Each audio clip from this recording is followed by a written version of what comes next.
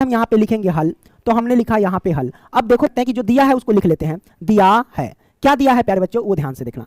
तो प्यारे बच्चों यहाँ पे दिया गया कि समुच्चय ए में 3 अव्यय है, तो इसको हम ऐसे लिख सकते हैं n इंटू ए। इसका मतलब ये हुआ कि समुच्चय ए में नंबरों की संख्या यानी अवयवों की संख्या n ये बात को सूचित करता है, ठीक है। तो इसमें 3 अव्यय है तो हम यहाँ पे 3 लिख दिए। तो समुच्चय ए में अवयव की संख्या n यानी संख्या यानी नंबर, तो n हमने रख दिया, अवयव की संख्या 3 तो 3। अब देखो प्यारे बच्चों यहाँ पे समुच्चय बी के अव्यय कितने हैं, तो समुच्चय बी में देख लो प्यारे बच्चों, अव्यय यहाँ पे एक सेट्स के रूप में दिया गया है, जैसे कि 3 है, कॉमा में 4 है, कॉमा 5, ये अव्यय दे दिया है।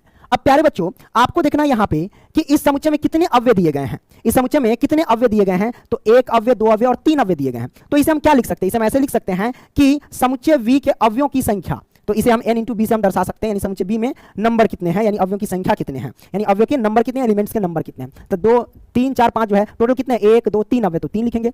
हमें a क्रॉस b ज्ञात करना है प्यारे बच्चों, तो हम लिखेंगे a गुने में b और बराबर, देखो समुच्चय a में अवयवों की संख्या 3 है तो हम 3 लिखेंगे, और क्रॉस है तो क्रॉस b में, समुच्चय b में अवयव की संख्या भी कितने है, 3 है तो 3। देखो समुच्चय a में 3, समुच्चय b में भी 3, गुना करेंगे तो प्यारे बच्चों 3 3 9, यानी a क्रॉस b में अवयवों की संख्या, हमें पूछा जा रहा था ना कि a क्रॉस b में अवयवों की संख्या कितनी है, तो आप कहेंगे 9 है सर। कितने हैं अवयवों की संख्या, 9 है आंसर। अब कहेंगे सर ये हमें समझ में नहीं आया, तो दूसरे तरीके से समझ लीजिए हम, क्योंकि आपको ना सोचते हैं कि सारा चीज ना पूरा डिटेल में थोड़ा सा समझा दें ताकि आपके मन में कोई किसी प्रकार का डाउट ना रहे प्यारे बच्चों। तो हम क्या करते हैं, इसको इधर रख देते हैं। अब आपको बताते हैं प्यारे बच्चों कैसे। देखो हमने देखा प्यारे बच्चों कि समुच्चय ए में 3 अव्यय है, समुच्चय ए में कितने अव्यय हैं प्यारे बच्चों, 3 अव्यय हैं टोटल, यानी अव्यय की संख्या 3, लेकिन कौन कौन अव्यय है वो हमें पता नहीं है। तो मान लेते हैं कि चलो माना x है, y है और z है, ये सारे के सारे अव्यय हैं। और समुच्चय बी में कितने अव्यय है प्यारे बच्चों, तो समुच्चय बी में हमारे पास 3 4 5 है, यही ना अव्यय है। अब हमें क्या करना है, a क्रॉस b ज्ञात करना है ना, यानी a और b का कार्तीय गुणन ज्ञात करना है। तो हम कैसे ज्ञात करेंगे प्यारे बच्चों, तो आपको क्या करना है, कार्तीय गुणन में हमने सिखाया था कि x को लिखो इन सभी के साथ। आइए लिखते हैं, x 3 हमने लिख दिया,